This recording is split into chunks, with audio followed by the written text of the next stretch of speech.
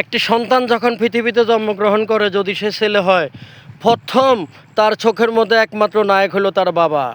আর যদি মেয়ে হয়ে জন্ম নেয়, তখন তার চোখে একমাত্র নায়িকা হলো তার মা। মনে রাখবেন, এই শিশুটি জন্মগ্রহণ করার পরে আপনি মা বাবা আপনাদেরকেই আকর্ষণ করবে।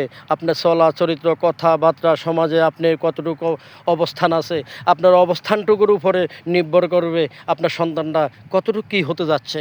তদ্রূপ ভাই, খুব সতর্ক সাবধান। আপনার একটি সন্তান আজই জন্মগ্রহণ করছে, যদি ছেলে হয় তার সাথে সেইভাবে আচরণ করবেন, যদি মেয়ে হয় তার সাথে ওইভাবে আচরণ করবেন। মনে রাখবেন, আপনার ছেলে সন্তানটি চোখের সামনে আপনি বাবা একজন নায়ক, রাষ্ট্রনায়ক। আপনার মেয়ে সন্তান জন্মগ্রহণ করছেন, আপনি মা আছেন, আপনার চোখে আপনি মা একজন নায়িকা, একজন রাষ্ট্রের নায়িকা, রাষ্ট্রের প্রধান।